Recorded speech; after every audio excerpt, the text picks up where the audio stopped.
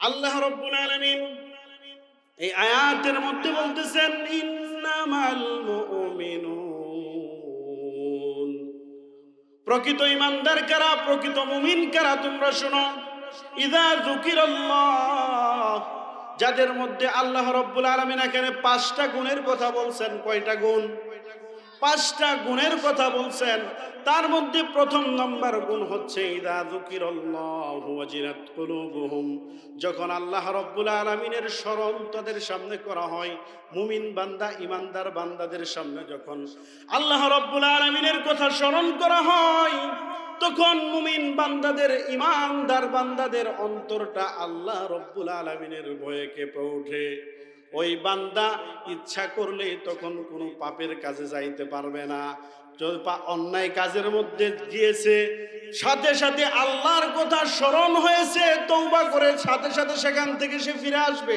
এটা হচ্ছে মুমিন বান্দাদের গুণ। কিন্তু আল্লাহ রাব্বুল আলামিন এখানে যেই গুণের কথা বলতেছেন, দেখেন আমাদের বাস্তব জীবনের সাথে মিলান। যদি বাস্তব জীবনে আমাদের এরকম অনুভূতি হয় যে আমরা কোনো পাপ কাজ করার জন্য এক পা আগাইছি, আল্লাহর কথা স্মরণ হয়েছে, স্মরণ হওয়ার সাথে সাথে আমরা আল্লাহর ভয়ে সেখান থেকে ফিরে আসতে পারছি, তাহলে এই গুণটা আমাদের মধ্যে আছে। আর যদি আল্লাহর কথা স্মরণ হওয়ার পরও যদি আমরা এই অন্যায় কাজটা, পাপের কাজটা করে থাকি, তাহলে সেই গুণটা আমাদের মধ্যে নাই। সেই গুণটা আমাদের মধ্যে নাই। তো আল্লাহ তাআলা প্রকৃত মুমিনের 5টা গুণের কথা বলছেন।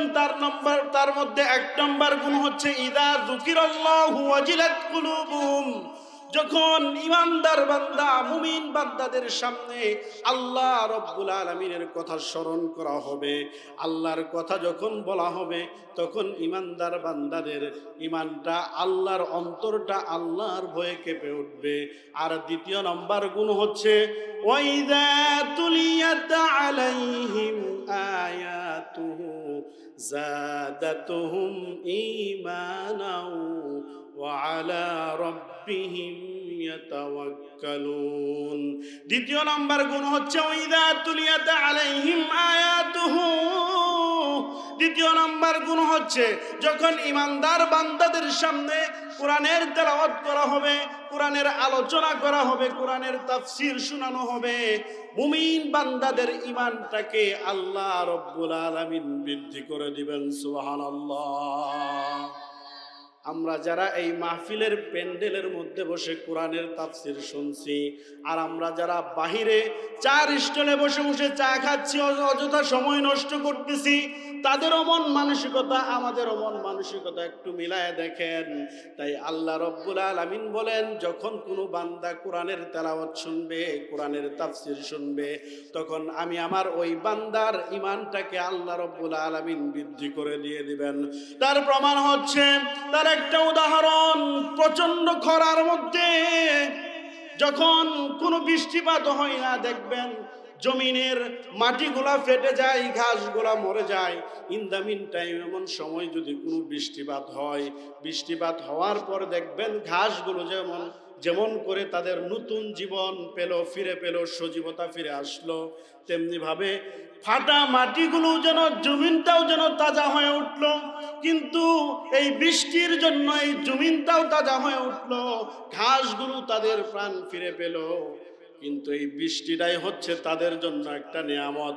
আল্লাহ তাআলার কোন বান্দা যখন অন্যায় করতে করতে, গুনাহ করতে করতে তাদের জীবনটাও, অন্তরটাও যখন কালিমা লেগে যায়, তখন বান্দা যখন কোরআনের কাছে আসে, ইসলামের কাছে আসে, আল্লাহ রব্বুল আলামিনের কোরআনের কথা শুনে, ইসলামের কথা শুনে, কোরআনের তাফসীর শুনে, কোরআনের তেলাওয়াত শুনে, তখন আল্লাহ রব্বুল আলামিন ওই বান্দার ঈমানটার মধ্যে সজীবতা ফিরিয়ে দেন। সুবহানাল্লাহ। ঈমানদার বান্দাদের 3 নাম্বার গুণ, 3 নাম্বার গুণ হচ্ছে ওয়া আলা রাব্বিহিম ইয়াতাওয়াক্কালুন, যে ঈমানদার বান্দা সর্ব অবস্থায় আল্লাহ রাব্বুল আলামিনের উপর ভরসা করবে। বলেন তো কার উপর ভরসা করবে? আল্লাহ রাব্বুল আলামিনের উপর ভরসা করবে। আমরা তো সকলেই আল্লাহর উপর ভরসা করি, নাকি খাজা বাবার উপর ভরসা করি? এমনও কিছু কুলাঙ্গার আছে এই সমাজের মধ্যে আছে যে আল্লাহ রব্বুল আলামিনের আসমানের নিচে জমিনের নিচে থাকার পরেও তার সন্তান চাওয়ার জন্য তিনি খাজা বাবার দরবারে চলে যায়, আছে না নাই বলেন? এমনও কিছু কুলাঙ্গার আছে সন্তান চাওয়ার জন্য খাজা বাবার দরবারে চলে যায়। খাজা বাবা কি সন্তান দিতে পারবে? খাজা বাবা সন্তান দিতে পারবে না। আল্লাহ রব্বুল আলামিনের উপর তাওয়াক্কুল করে কোনো বান্দা যখন আল্লাহ রব্বুল আলামিনের উপর তাওয়াক্কুল করবে, আল্লাহ রব্বুল আলামিন ওই বান্দার বিপদ, যে কোনো সমস্যার জন্য, যে কোনো বিপদের জন্য বান্দা যখনই আল্লাহ রব্বুল আলামিনের উপর তাওয়াক্কুল করে, আল্লাহ রব্বুল আলামিন ওই বান্দার বিপদ থেকে বের হওয়ার রাস্তা বের করে দিবেন। আল্লাহ অন্যত্র বলেন, ওয়ামান ইয়াত্তাকিল্লাহা ইয়াজআল লাহু মাখরাজা। বান্দা যখন কোনো মুসিবতের মধ্যে পড়ে, বিপদের মধ্যে পড়ে, যে কোনো সমস্যার মধ্যে পড়েই আমি আল্লাহর উপর তাওয়াক্কুল ভরসা করবে, আমি আল্লাহ রব্বুল আলামিন আমার বান্দার সেই বিপদ থেকে, মুসিবত থেকে বের হওয়ার জন্য রাস্তা বের করে দিব। সুবহানাল্লাহ। তার উদাহরণ দু একটা উদাহরণ বলছি। যেমন আল্লাহ রব্বুল আলামিন আমাদের জাতির পিতা কে বলেন তো? আমাদের জাতির পিতাকে বঙ্গবন্ধু শেখ মুজিবুর রহমান না? ইব্রাহিম আলাইহিস সালাম। আল্লাহ তাআলা শিখিয়ে দিচ্ছেন আমাদের জাতির পিতাকে, মিল্লাতা আবিকুম ইব্রাহিম হুয়া সাম্মাকুমুল মুসলিমিন। আমাদের জাতির পিতা হচ্ছে মুসলিম জাহানের জাতির পিতা ইব্রাহিম আলাইহিস সালাতু ওয়াস সালাম। সেই ইব্রাহিম আলাইহিস সালাতু ওয়াস সালাম আল্লাহর উপর কেমন ভরসা করেছিলেন একটু শুনুন। আল্লাহ রব্বুল আলামিন পয়গম্বর ইব্রাহিম আলাইহিস সালাতু ওয়াস সালামকে তার জীবনের শুরু থেকে শেষ পর্যন্ত ধাপে ধাপে আল্লাহ রব্বুল আলামিন তাকে পরীক্ষা করেছিলেন। তার মধ্যে একটা পরীক্ষা হচ্ছে নমরুদের আগুনে ইব্রাহিম আলাইহিস সালাতু ওয়াস সালামকে ফালাবেন। 40 দিন ধরে আগুনটা জ্বালাইতে এতটা হিট করেছে, সেই আগুনের উপর যদি কোনো পাখি যাইতো, পাখিটার সাথে সাথে পড়ে ছাই হয়ে যাইতো। ইব্রাহিম আলাইহিস সালাতু ওয়াস সালাম কি সেই আগুনের মধ্যে ফালানোর জন্য রেডি, সবকিছু প্রস্তুত করেছেন। এমত অবস্থায় আল্লাহ রব্বুল আলামিন জিব্রাইলকে পাঠিয়ে দিয়েছেন, ও জিব্রাইল যাও আমার পয়গম্বর, আমার খলিল বন্ধুর কাছে চলে যাও। এবার ইব্রাহিম আলাইহিস সালাতু ওয়াস সালামের কাছে জিব্রাইল আসলেন। আসার পর জিব্রাইল বললেন, ওগো আল্লাহর খলিল, আপনাকে আল্লাহ রব্বুল আলামিন আল্লাহর খলিল, আপনি তো আল্লাহর খলিল। আর এই নমরুদ, এই নাফরমান, এই কুলাঙ্গার আপনাকে শাস্তি দেওয়ার জন্য আগুন প্রজ্বলিত করেছে। ওগো আল্লাহর খলিল, আপনি আমাকে হুকুম করেন, আমি নমরুদ সহ নমরুদের বংশকে নির্বংশ করে দেব, তার আগুনে তাদেরকেই পুড়িয়ে ছারখার করে দেব, শুধু আমাকে হুকুম করেন। কিন্তু ইব্রাহিম আলাইহিস সালাতু ওয়াস সালাম সেখানেও আল্লাহর উপর ভরসা করেছেন। বলছেন, ওগো জিব্রাইল, কেন তোমার উপর ভরসা করব? আমি তো আল্লাহর খলিল, আমি তো আল্লাহর বন্ধু যে বিপদের মধ্যে পড়েছে সেই বন্ধু কি দেখতে পারতেছে না? আমি তোমার কাছে কেন সাহায্য চাইব? বরঞ্চ আল্লাহ রব্বুল আলামিন যে মাকসাদ নিয়ে, যে উদ্দেশ্য নিয়ে আমি ইব্রাহিমকে দুনিয়ায় পাঠিয়েছে, আল্লাহ যদি মনে করে ইব্রাহিমের দায়িত্ব শেষ হয়ে গেছে, তাহলে আল্লাহ রব্বুল আলামিনের কাছে আমি হাসি মুখে চলে যেতে রাজি। আর আল্লাহ যদি মনে করেন ইব্রাহিম আলাইহিস সালাতু ওয়াস সালামের দায়িত্ব এখনো শেষ হয় নাই, তাহলে সেই আল্লাহ রব্বুল আলামিন নমরুদের আগুনের মধ্যেও আমাকে বাঁচাইতে পারে। সুবহানাল্লাহ। আল্লাহ রব্বুল আলামিন কি বাঁচিয়েছিলেন কিনা বলেন তো? বাঁচিয়েছিলেন। আল্লাহ রব্বুল আলামিন সাথে সাথে আগুনকে অর্ডার করলেন, কুলনা ইয়া নারু কুনি বারদাও ওয়া সালামান আলা ইব্রাহিম। হে আগুন, আমার ইব্রাহিমের জন্য শান্তিদায়ক আরামদায়ক একটা জায়গা হয়ে যাও। ইব্রাহিম আলাইহিস সালাতু ওয়াস সালামকে প্রশ্ন করা হয়েছিল, গো আল্লাহর পয়গম্বর, আপনার এই জীব হায়াতের জিন্দেগির মধ্যে আপনি যতদিন আল্লাহর জমিনে বেঁচে ছিলেন তার মধ্যে শান্তিতে আপনি কোন সময়টা কাটিয়েছেন? ইব্রাহিম আলাইহিস সালাতু ওয়াস সালাম বললেন, আমার আল্লাহ রব্বুল আলামিন আমাকে নমরুদের আগুনের মধ্যে যে শান্তিটা দিয়েছিলেন, আমি সবচাইতে বেশি শান্তি সেখানে পেয়েছিলাম। সুবহানাল্লাহ। শান্তি দেওয়ার মালিক কে? জুড়ে বলেন, শান্তি দেওয়ার মালিক কে? সে আল্লাহ রব্বুল আলামিন চাইলে আগুনের মধ্যেও শান্তি দিতে পারেন, পারেন না? যেমন ইব্রাহিম আলাইহিস সালাতু ওয়াস সালামকে দিয়েছেন, এটা হচ্ছে আল্লাহর উপর তাওয়াক্কুল। আগুনের মধ্যে ফালাইবেন, তাও ইব্রাহিম আলাইহিস সালাতু ওয়াস সালাম জিব্রাইলের কাছে সাহায্য চাইলেন না, আল্লাহ রব্বুল আলামিনের কাছে সাহায্য চাইলেন। আরেকটা উদাহরণ আপনারা সকলেই প্রসিদ্ধ ঘটনা সকলেই শুনেছেন, পয়গম্বর ইউনূস আলাইহিস সালাতু ওয়াস সালামকে যখন মাছে গিলে ফেললো, তিনটা অন্ধকার তাকে ঘিরে ফেলেছিল। তিনটা অন্ধকার কেমন করে? একটা হচ্ছে মাছের পেটের অন্ধকার, আরেকটা হচ্ছে নদীর নিচের অন্ধকার, আরেকটা হচ্ছে রাতের অন্ধকার। এই তিনটা অন্ধকার পয়গম্বর ইউনূস আলাইহিস সালাতু ওয়াস সালামকে যখন ঘিরে ফেললো, দুনিয়ার কোনো মানুষ জানে না ইউনূস আলাইহিস সালাম কোথায় আছেন, কিন্তু পয়গম্বর ইউনূস আলাইহিস সালাতু ওয়াস সালাম সেখানে মাছের পেটে বিপদের মধ্যে পড়েও তিনি আল্লাহর উপর তাওয়াক্কুল থেকে এক চুল পরিমাণ সরে যান নাই। সরাসরি তিনি আল্লাহ রব্বুল আলামিনের কাছে তাওয়াক্কুল করেছেন, আল্লাহর কাছে সাহায্য চেয়েছেন। আল্লাহর কাছে কি দোয়া পড়ে সাহায্য চাইলেন, সেই দোয়াটা আমরা সকলেই পারি, সকলেই পড়ি। লা ইলাহা ইল্লা আনতা সুবহানাকা ইন্নী কুনতু মিনাজ জালিমিন।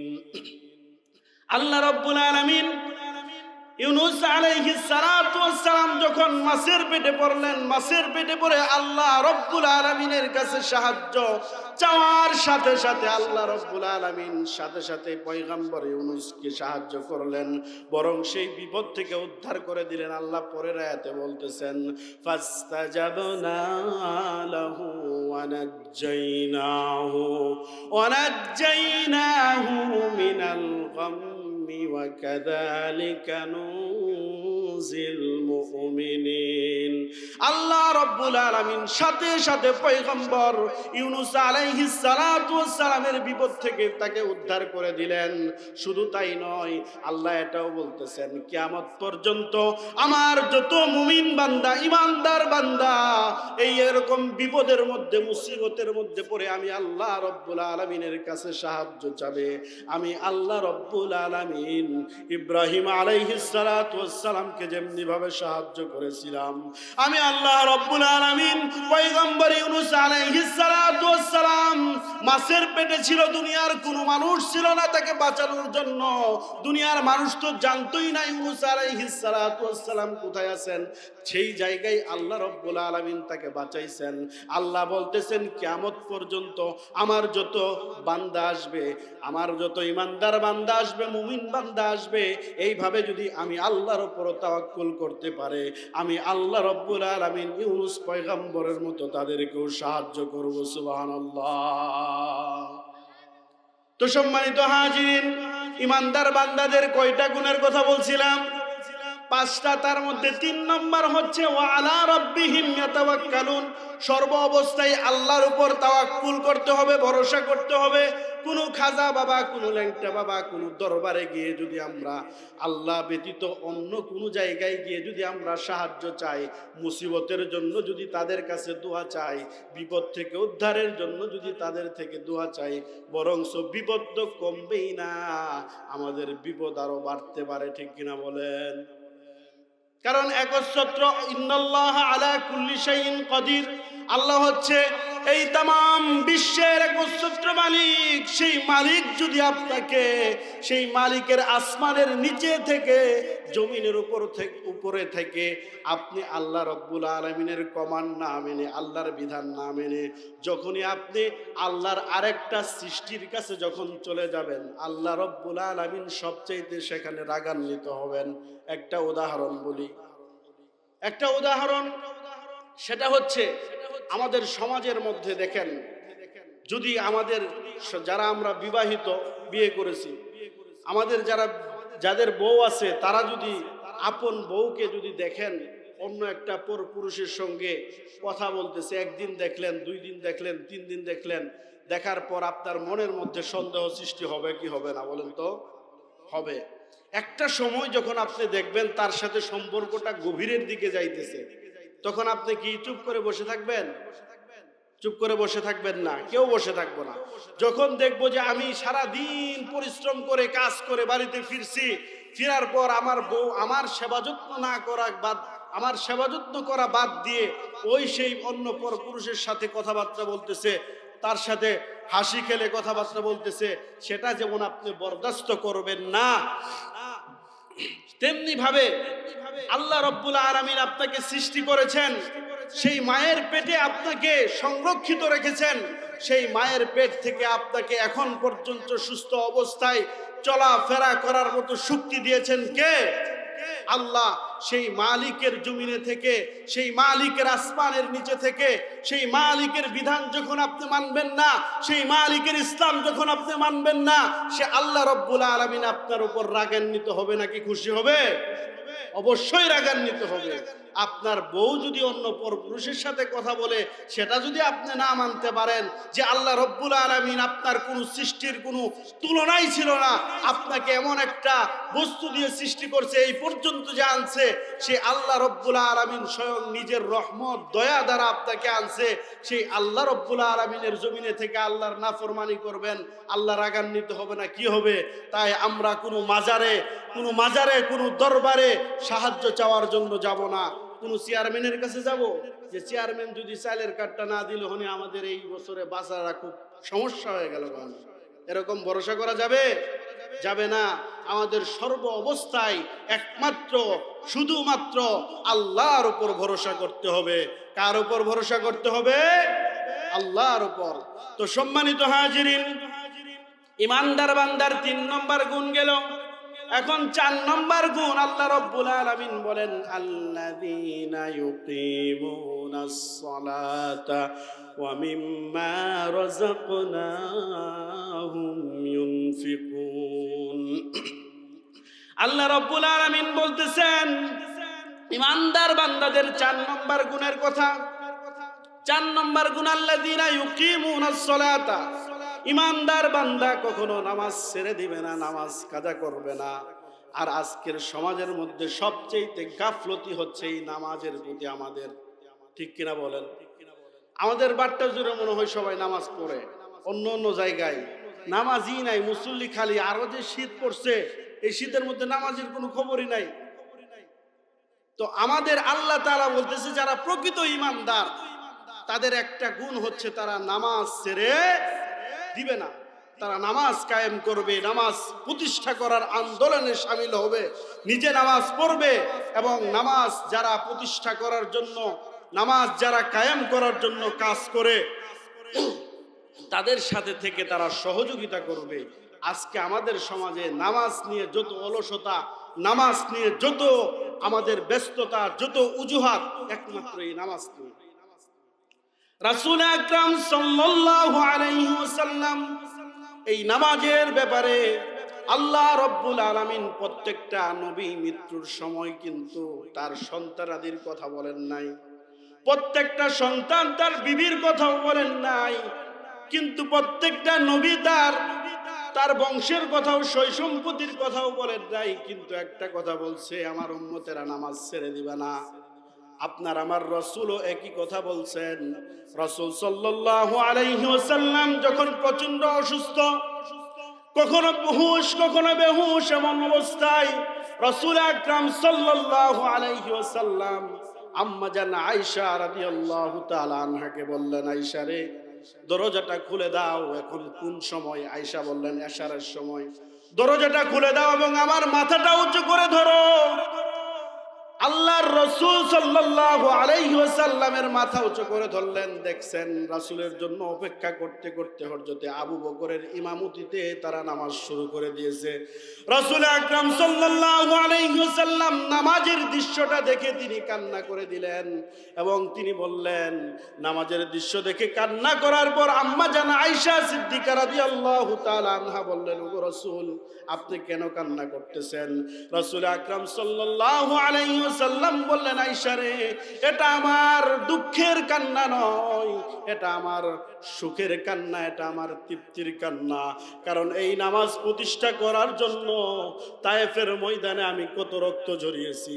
এই নামাজ প্রতিষ্ঠা করার জন্য উহুদের ময়দানে আমার দন্দান শহীদ হয়ে গিয়েছে। এই নামাজ প্রতিষ্ঠা করার জন্য আমি কত কষ্ট করেছি, কত পাথরের আঘাত খেয়েছি। আজকে আমি অনুপস্থিতি থাকার পরেও আমার সাহাবায়ে কেরামরা নামাজ পড়তেছে। এভাবে কিয়ামত পর্যন্ত আমার উম্মতেরা নামাজ প্রতিষ্ঠা করবে, নামাজ কায়েম করবে। এর জন্য আজকে আমার এটা দুঃখের কান্না নয়, এটা আমার সুখের কান্না। হযরত রাসূল আকরাম সাল্লাল্লাহু আলাইহি ওয়াসাল্লাম সেমে কি কথা বললেন? তিনিও বললেন, মৃত্যুর সময় তার কলিজার টুকরা নাতি হাসান হুসাইনের কথা বলেন নাই, তার আদরের কলিজার টুকরা ফাতিমার কথাও বললেন না, তার আদরের বিবির কথাও বললেন না। তিনি বললেন, নামাজ, সালাত, সালাত, সালাত। আমার উম্মতেরা কখনো তোমরা নামাজ ছেড়ে দিবা না।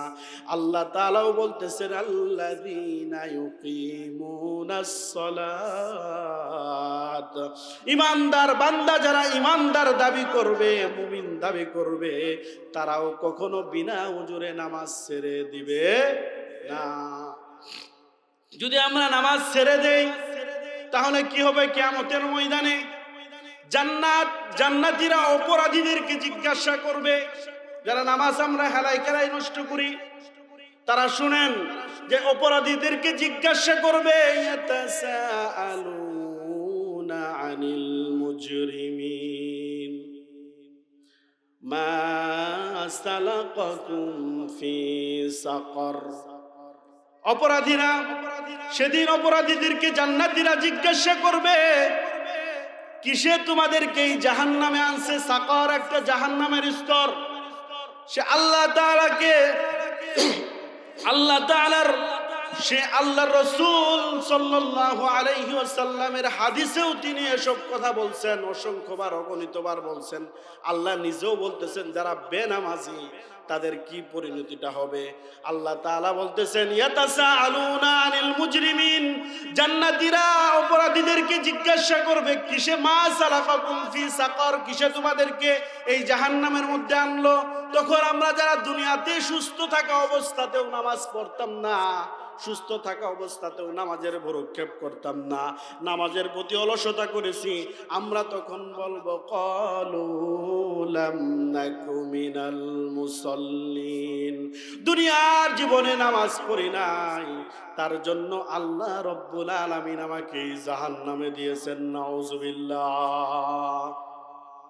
আল্লাহ তাআলার এই আয়াতটা শুনে যারা বেনামাজি তাদের কাছে শিক্ষা নেওয়া উচিত এখনোই, যে কিয়ামতের ময়দানে বেনামাজি যারা, তাদেরকে আল্লাহ রব্বুল আলামিন সাকার নামক জাহান্নামে দিয়ে দিবেন।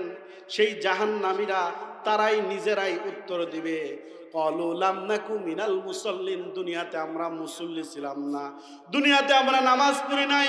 ওয়ালাম নাকু নুতইমুল মিসকিন, এতিমদেরকে খাবার দেই নাই। ওয়া কুন্না নাখুদু মাআল খায়দিন, এবং আমরা সমালোচনা করেছি, মানুষের সমালোচনা করে, আলেম ওলামার সমালোচনা করেছি। যারা ইসলাম প্রতিষ্ঠা করে, ইসলাম প্রতিষ্ঠার আন্দোলন করে, এটা কি মানুষের কাজ? এটা স্বয়ং আল্লাহ রব্বুল আলামিন প্রত্যেকটা নবীকেই ইসলাম প্রচার করার জন্য, ইসলাম প্রতিষ্ঠা করার জন্য, ইসলামের দাওয়াত মানুষের কাছে পৌঁছিয়ে দেওয়ার জন্য আল্লাহ রব্বুল আলামিন একটা করে কিতাব দিয়েছিলেন। আল্লাহর রাসূলকেও একটা কিতাব দিয়েছিলেন। আল্লাহ রব্বুল আলামিন আল্লাহর রাসূলকে কি কিতাব দিয়েছিলেন, কেমন কিতাব দিয়েছিলেন? কিতাবুন আনজালনাহু লিতুখরিজান নাসা মিনাজ যুলুমাতি ইলান নূর। আল্লাহর রাসূল যখন সমাজের মধ্যে এমন একটা পরিস্থিতি বিরাজমান ছিল, রাসূল সাল্লাল্লাহু আলাইহি ওয়াসাল্লামের উম্মতের মধ্যে যখন রাসূল সাল্লাল্লাহু আলাইহি ওয়াসাল্লামের উম্মতের মধ্যে যখন তার সাহাবায়ে কেরামরা এমত অবস্থায় আল্লাহ রাব্বুল আলামিন এই কিতাবটা নাজিল করছেন, যখন মানুষ কুসংস্কারের মধ্যে লিপ্ত ছিল, যখন মানুষ মূর্তি পূজার মধ্যে লিপ্ত ছিল, কিন্তু আল্লাহ রাব্বুল আলামিন বিভিন্ন দলে বিভক্ত ছিল, আল্লাহ রাব্বুল আলামিন রাসূলের উপর কোরআন নাজিল করলেন। কিতাবুন আনজালনাহু লিতুখরিজান নাসা মিনাজ যুলুমাতি ইলান নূর। যে সকল তন্ত্রমত, সকল ফেরকা দল, সকল জুলুমাত মানে হচ্ছে অন্ধকার, আর নূর মানে হচ্ছে আলো। আর জুলুমাত হচ্ছে অন্ধকারের বহুবচন জুলুমাত। এই জুলুমাত দিয়ে আল্লাহ রাব্বুল আলামিন বুঝাইতেছেন দুনিয়ার মধ্যে সকল ফেরকা, সকল দলকে বাদ দিয়ে একটাই শুধু সঠিক দল, সেটাই হচ্ছে নূর, সেটাই হচ্ছে আলো, সেটাই হচ্ছে কোরআনের দল, আর সেটাই হচ্ছে ইসলামের দল। ইসলাম ছাড়া যারা অন্য দল নিয়ে, অন্য মতাদর্শ নিয়ে আমি আল্লাহর কাছে আসবে, সেটা কখনো এলাও হবে না। তাই সম্মানিত হাজিরিন, সেদিকে যাব না। আলোচনার পয়েন্ট হচ্ছে আল্লাহ রাব্বুল আলামিন বলতেছেন যারা নামাজ আদায় করবে না তাদেরকে কিয়ামতের দিন জাহান্নামে দেওয়া হবে। আর যারা আমরা এখনো শোনার পরেও ইমানদার দাবি করি, মুসলমান দাবি করি, কিন্তু নামাজ পড়ি না, নামাজের প্রতি অলসতা করি, তাদের জন্য রয়েছে কিয়ামতের ময়দানে সেই আয়াতটা পড়লাম, ইয়াতাসাআলুনা আনিল মুজরিমিন মা সালাকাকুম ফি সাকর। যে যারা নামাজ পড়বে না, দুনিয়ার মধ্যে সুস্থ থাকা অবস্থাতেও যারা নামাজ আদায় করবে না, তাদেরকে কিয়ামতের দিন আল্লাহ তাআলা সাকর নামক জাহান্নামে দিয়ে দিবেন। নাউজুবিল্লাহ। ইমানদার বান্দাদের 5 নাম্বার গুণ। আমার আলোচনার একবারে শেষের দিকে, ইমানদার বান্দাদের 5 নাম্বার গুণটা হচ্ছে ওয়ামিম্মা রাযাকনাহুম ইউনফিকুন। যে আল্লাহ তাআলা বলতেছেন যে ইমানদার বান্দাদের 5 নম্বর গুণ হচ্ছে আমি আল্লাহ তাআলা যাকে যতটুকু সম্পদ দিয়েছি সেই সম্পদ অনুযায়ী সে আল্লাহর রাস্তায় ব্যয় করবে, আল্লাহর রাস্তায় ব্যয় করবে। নামাজ নিয়ে আর দান সদকা নিয়ে আল্লাহর রাস্তায় যখনই কিছু দিতে বলা হবে, এই নামাজ আর আল্লাহর রাস্তায় চাওয়া পাওয়া, এর মধ্যে যে আমাদের অলসতা সবচেয়ে বেশি। আল্লাহর রাস্তায় দিতে গেলেই আমরা পকেট হাতাই। এক বড় অফিসার হুজুররা যখন কালেকশন করার জন্য গেছে, যাওয়ার পর হুজুর আমার কাছে তো টাকা এখন নাই, কে একটু অন্য সময় আইসেন আমি দিয়ে দেবো। তো অন্য সময় আরেক সময় গেছে, যাওয়ার পর তিনি একটা মিটিং এর জন্য বের হয়েছে, বের হওয়ার পর স্যার আপনি তো মাহফিলের জন্য বা মাদ্রাসার জন্য কিছু দিতে চাইছিলেন, তো এখন তো আমাদের মাহফিলের বেশি সময় নাই, দিলে একটু ভালো হইতো, আমরা হিসাব কিতাব করতাম। তো তিনি পকেট থেকে 500 টাকার একটা বান্ডিল বের করছে। ইমাম সাহেব হুজুর তো মনে করছে যে না আজকে মনে হয় পোষায় দিব। তারপরে আর এক পকেট থেকে 1000 টাকার নোট, একটা 1000-এর বান্ডিল বের করছে। ব্যাপার কি, আজকে তো চাঁদ কোন দিকে থেকে উঠছে সূর্য। তো যখন সিরা মাঝখানে তালি দেওয়া, হুজুর দাঁড়ান পাইছি অনেক কষ্টে টাকাটা পাইলাম, এই নেন। যখনই আমরা আল্লাহর রাস্তায় কিছু দিতে বলি এবং আল্লাহর রাস্তায় মসজিদ মাদ্রাসার জন্য কিছু চাই, তখনই আমাদের কৃপণতা এসে যায়। কিন্তু আল্লাহ বলছেন সামর্থ্য অনুযায়ী ইমানদার বান্দা যারা, তারা আল্লাহর রাস্তায় ব্যয় করবে। তো আমাদের সকলের মনে হয় একটু ঘুমে ধরছে, আমরা সামনে নির্বাচনও আসতেছে, আমাদের গলাটা একটু ধার দিয়ে দেই, আল্লাহ রাব্বুল আলামিনের শিখানো ভাষায় একটু জিকির করি, লা ইলাহা ইল্লাল্লাহ, লা ইলাহা ইল্লাল্লাহ।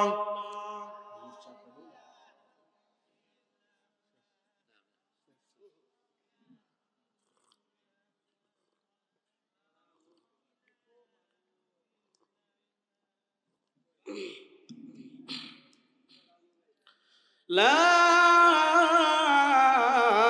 ইলাহা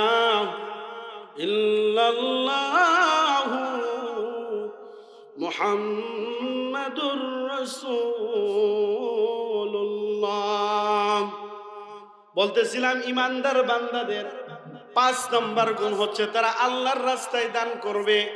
আর ইমানদার বান্দা যারা তারা তো আল্লাহর রাস্তায় দান করতেই হবে। মুমিন যারা দাবি করবে তারা তো দান করতেই হবে, কারণ মুমিন বান্দাদের জান এবং মাল আল্লাহ রব্বুল আলামিন কিনে নিয়েছেন। আল্লাহ রব্বুল আলামিন বলেন, ইন্নাল্লাহা আশতারা মিনাল মুমিনিনা আনফুসাহুম ওয়া আমওয়ালাহুম বিআন্না লাহুমুল জান্নাহ। আল্লাহ তাআলা বলতেছেন, আমি আমার মুমিন বান্দাদের জান মালকে খরিদ করে নিয়েছি, কিনে নিয়েছি। একটা জিনিস কিনতে হলে তো কিছু বিনিময় দিতে হয়, দিতে হয় না? আল্লাহ রাব্বুল আলামিন কি বিনিময় দিবেন? মুমিন বান্দা এবং ইমানদার বান্দার জান মালকে কিনে নিয়েছেন। আল্লাহ বলতেছেন আমি আমার মুমিন বান্দাদের জান মালকে কিনে নিয়েছি, বিনিময়ে আমি আমার জান্নাত আমার মুমিন বান্দাদেরকে দান করে দিয়েছি। সুবহানাল্লাহ। তাই আমাদের জান মাল প্রয়োজনের তাগিদে আমাদের মাল তো আল্লাহর রাস্তায় খরচ করবই। প্রয়োজন হলে আমাদের জান দিয়ে আল্লাহর জমিনে আল্লাহর দ্বীনকে, ইসলামকে বিজয় করার জন্য প্রয়োজনে আমাদের জানও দিতে হতে পারে।